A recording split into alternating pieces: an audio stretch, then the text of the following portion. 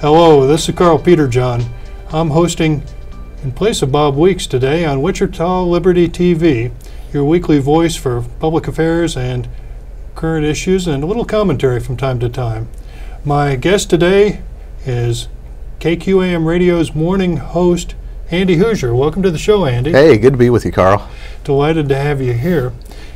We've got a opportunity today to kind of discuss some of the changes going on in the media landscape, and I'd really like to get a little bit more information because you've been with KQAM now for, I believe, a little bit over a year. 2 years now. 2 years hosting the morning show from 6 a.m. to 9 a.m. Monday through Friday, 1480 a.m. and 102.5 FM. That's it. But there's some other things going on about your morning show that I think the listeners out there ought to know about. Well, I'm excited. I mean, we're growing nicely. The show's growing. The station's growing. It's been improving as we go along, as we always try to evolve in media. And for the first hour of the show, we've now put it on some of our sister stations with Steckline Communications. For the 6 a.m. hour, we're now broadcasting the show out on 1240 KIUL in Garden City, 1310 KYUL in Scott City, and then 1210 KGYN in Guyman, Oklahoma, that has coverage of Oklahoma, Kansas, Colorado, New Mexico, and Texas. So we're really covering in 5 states now for the first hour, which kind of gives us more of an opportunity to be a little more regional when it comes to our discussions on some of the regional politics. Well, absolutely, and plus I think that you're in 2 time zones now too. Yeah, 2 time zones now, so it makes it special. So we have that going. We've been doing the Facebook Live every day, so if anybody's on social media through KQAM or on the Voice of Reason's Facebook page, we have the Facebook Live. I always said that I had a face for radio, which is why I did the radio thing instead of the TV thing in broadcasting school. But we ended up doing the Facebook Live. It's on there every day. We're working on a deal, even right here with Great Plains TV that you guys are on, that we may be trying to simulcast our video feeds onto the TV. So we're trying to cover all the different media platforms and get the word out as much as we can. Well, the reason I mention this, daily newspapers have been in trouble, from the New York Times, Washington Post on down. The media landscape is changing dramatically. The internet obviously has been a big part of it. I see 2 things, technologically changing, but the good news here locally, particularly with your program that's broadcast, you've been bringing in, you've had Governor Brownback on to talk on a number of occasions, as well as some of his staff. You've had a number of members, elected officials, who really haven't gotten the time to appear, and it's broadened the intellectual arguments and discussion that I think occur in the community. Andy, could you talk a little bit about how it is in terms of how this is working out a little bit differently than what you've had, and how people can access this information? Well, yeah, I mean, it's needed information that doesn't get out there. And as you mentioned, I mean, the newspapers have done the majority of the work historically when it comes to getting information out. As we know, the majority of the newspapers are predominantly lopsided when it comes to reporting. They don't do the middle of the line reports. Well, you can say that. Yeah, exactly. I mean, the government. See, exactly. What do you do? So, I mean, you're right. They're very one-sided when it comes to it. Even when it comes to their journalistic reporting pieces, that they're very biased in their reporting, and they only report certain things that they want to get out. And there are other outlets. I mean, you and Bob do a great job on TV. There's the Kansas Policy Institute. There's the Americans for Prosperity. There's great organizations that try and hold them accountable, even with Dave Trauber and the Sentinel, with what they're doing with their new site as well, and their new news reporting and their website and their newspaper that they're working on as well. But on the radio side, you hear all the national talk show hosts, but there's really not as many. I think there's one in Topeka, I think there's one in Kansas City, but there's very few actual talk shows that discuss Kansas issues. And that's what we've tried to do, and we've been slowly evolving and growing into it. And we have you guys on, and we have Americans for Prosperity on. I talk, as you mentioned, with Governor Brownback, or at least someone from the administration, every Thursday. It's in the last segment of the show to get the information out. One thing that So that's between 8:30 and 9 in the morning. Exactly, between 8:30 and 9 in the morning there. And the reason we did that was because I realized, now I've only been in Kansas for 2 years now. And I've noticed that you see all the approval ratings and the surveys and the polling about how Governor Brownback has such a low approval rating. And to me, it's sad because I think he's done a fantastic job. He's had some issues. I don't agree with him, obviously, on 100% of his agenda, but he's done a decent job. And one thing that I've noticed is that he did not, and one thing I got a gripe on him on, is he did not have a media force to defend his actions and the policies that he was implementing. He's gotten a little late on the boat. Now we have him on the show, And what he talks about, what his administration talks about, makes sense. I just wish that the information would have gotten out there sooner, so that way people could look at both sides of it and make their own decision on whether they agree or disagree with the brown-bag policies. Because all you hear now on the campaign trail is, we're going to reverse the brown-bag policies. We're going to reverse the failed Kansas experiment for Governor Sam Brownback. They don't even know what it is, but they want to repeal it. There was the poll that showed 60% of Kansans wanted to repeal the Kansas experiment and the brown-bag policies, but yet another poll said that 80% of Kansans don't want your taxes to be raised, when they don't understand that that is the Kansas experiment. That is the brown-bag policy. And if we would have gotten that information out earlier, then maybe we would have been able to have a little more support about things that we're doing here. Well, that's literally squaring the political circle, so to speak. We've got to take a break right here, and we'll be right back with more of Wichita Liberty TV. Stay tuned.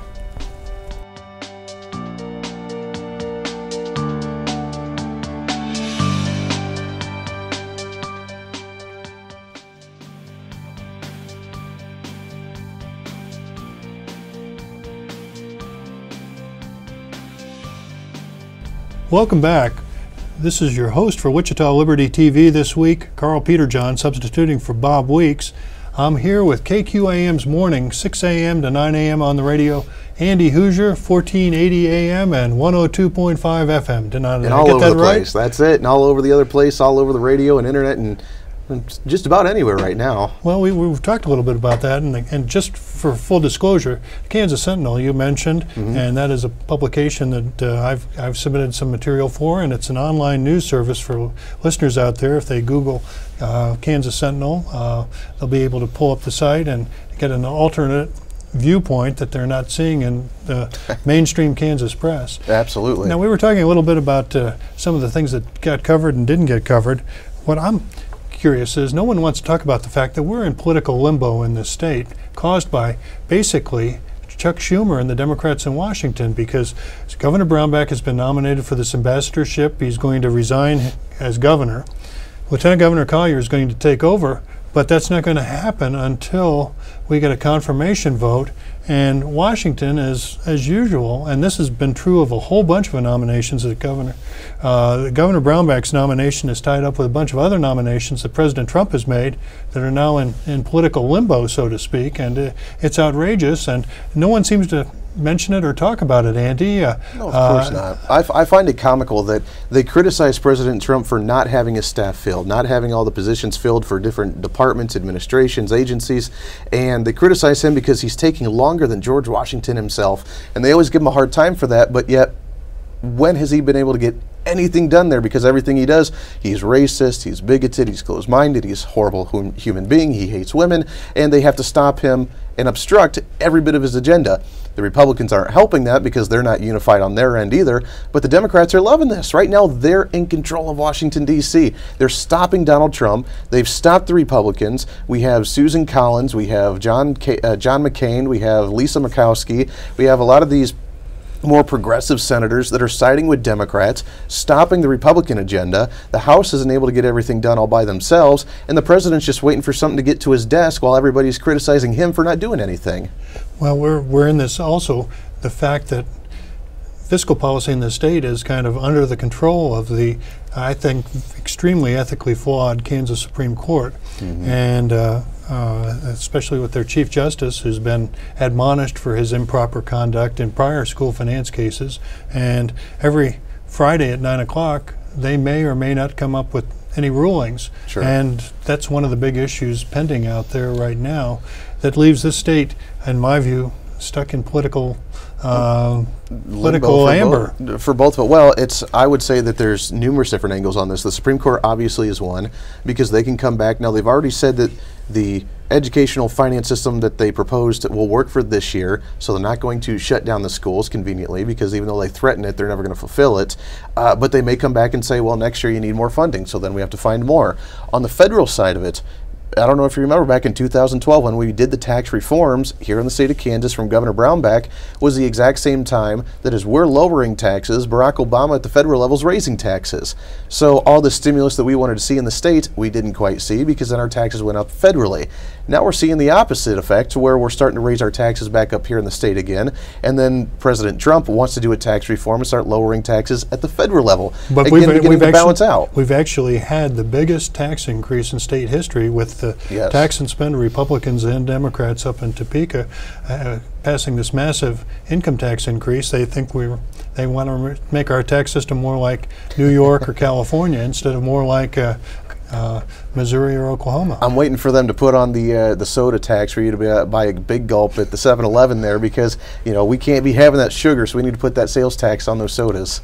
Well, the one thing I think the Brownback administration deserves credit for is taking on trying to reform the state's Medicaid program prior to the implementation of Obamacare, and that was something Lieutenant Governor Collier had a major role in, and I think that this is an ongoing process from what I've heard Lieutenant Governor Collier say.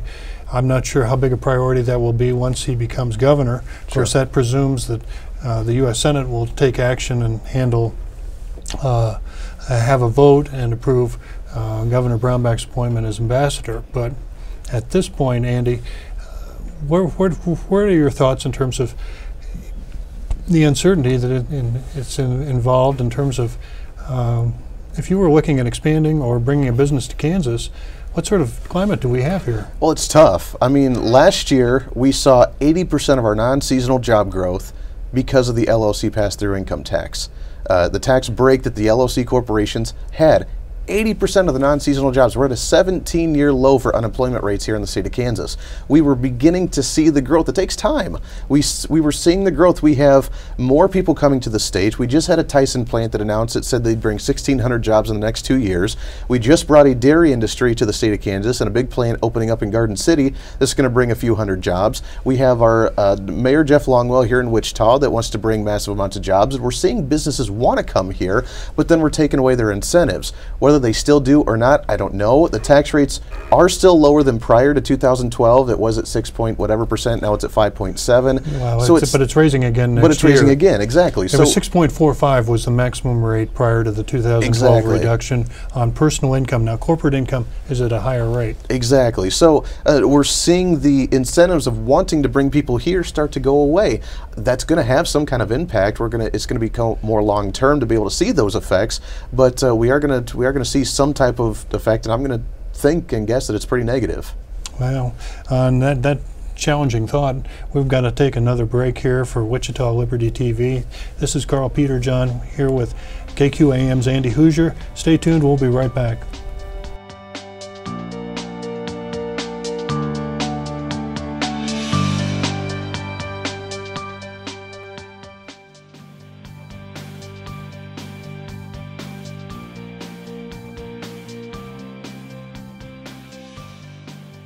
Hi, this is Karl Peterjohn with Wichita Liberty TV. Welcome back. I'm here with KQAM's Andy Hooser. We've been talking about the issues of the day, but at the moment, as this is being taped on Thursday, before September 10th, when this will be aired, we've got people struggling to recover from Hurricane Harvey. Hurricane Irma is about to head someplace into the Gulf. Hopefully not into the United States, but unfortunately there's a chance that may happen, and there's another Hurricane Hosea that's right behind it. Let's talk for a minute in terms of emergency situation and getting information out to the public, and what type of role and what you all do, Andy. Well, we do a lot. I mean, obviously for those being out of our realm, we monitor it and try and give as much updates as we can, but I talked with a member of the Kansas National Guard and the General's Assembly there for the state of Kansas for the hurricane down in Houston, and as we're a big influence down there, as they're the ones that actually coordinate a lot of the emergency services for this region right here in the state of Kansas. So we actually have a lot, and that's more the information I've tried to get out, is the fact that we do a lot of the organization, we do the prep, we send our National Guard down there to help out, we try and organize different help groups to go down. So, I mean, on that front, we've been trying to get that information out on how people can volunteer, how people can donate, what they need to donate, how they can go down and go about it. Well, I'll mention there's a lot of organizations out there. I serve on the Salvation Army Board. They do some great work. They've got a lot of people down there. Operation Blessing is a Christian group that I know that does outstanding work, and there's a whole host of others that have been mentioned in terms of on the private side. But I was interested, Andy, in terms of communicating emergency information through KQAM and whether it's also through online ways of doing so too, because we have a seasonal situation here primarily. But you know, when I moved to Kansas, I'd never felt an earthquake. Now that I've lived in Kansas, I certainly have. To get to feel it, yeah. It's kind of interesting to see how many earthquakes we have around this area. You're right. I mean, KQAM, other than the show itself, I'm the operations manager for the company, for Steckline Communications and for the station. So any type of bad weather, emergencies, road jams, whatever it may be, I mean, we go down to the basics of what radio is, getting the information out there, especially being a news talk station. We try and get as much of that out there as we can. If there's severe weather, I mean, we broadcast that all over the radio, on the AM and the FM. We try and update the social media the best we can to try and keep people informed for not just the political issues, which is more my area of expertise, but just, you know, the general news altogether, to try and keep people informed and safe on whatever's happening. Well, operationally, I mean, especially since you have a group of stations, the reason I mentioned and focused on it, the privilege I had of serving as a county commissioner for 8 years, and also getting to be chairman of the county commission during part of that time, I had the county has the primary responsibility at the local level for handling emergencies. Now, if things get out of control and it gets beyond our local resources, then the state's brought in, and the chief law enforcement officer for the county, it wouldn't be the police chief of even the largest police department here in Wichita, it would be the county sheriff. And everyone tries to work together, and I've been pleased with the fact that in my experience on the county level, we had excellent cooperation between municipal resources and other governmental bodies, because whether it's a school or we have some drainage and stormwater districts that play an important role, particularly if we have a flooding type of situation, Andy. But I think getting information out there is critical. And of course, I've had more than a few people comment and point out the fact that the county does have the sirens that go off every noon on Mondays. And which, never living in a city before, totally threw me off the first couple times I heard that. Oh, really? I never lived in a city till I moved to Wichita. I always lived out in the countryside where I never heard those things. So that was, it took me a couple of times to hear it before I actually remembered why that was going off. Well, we've been working hard to transition not only the sirens, which is kind of basically 20th century technology, but having information available online and putting us in the position so that people will be prepared. And the government itself, FEMA, at the federal level, I mean, they're basically telling folks, and I think it's good advice, you know, you need to be able to take care of your own needs. And whether it's, I find it sad that people are fighting over water down in Florida, bottled water, when all they have to do is go home and get out empty jars or fill up the bathtub or whatever, for various and sundry ways, or even there are other ways of doing it. But I think it's important for the listeners out there to realize emergencies. It's important that people try and be as self-reliant, and I've been impressed with how the folks down in southeastern Texas have been handling Harvey for the most part. Absolutely. I mean, and I try and talk about this a little bit on the air, not necessarily the doomsday preppers, but always being involved, always trying to have backup, always trying to have food stored away, water stored away, for because you never know what's going to happen. I loved, again, going back to Governor Brownback, I loved what he used to do on October being the Zombie Preparedness Month. Because if you're prepared for zombies, you're prepared for tornadoes or hurricanes. hurricanes or bad weather or earthquakes or whatever may come, because you have that equipment there for you in order for you to, if you lose power for a week, you know how to survive and not freak out and have anarchy in the streets. Well, I think you've touched on the old Boy Scout motto there, which is be prepared. Be prepared. And we're going to be taking our final break here at Wichita Liberty TV. Stay tuned. We'll be right back.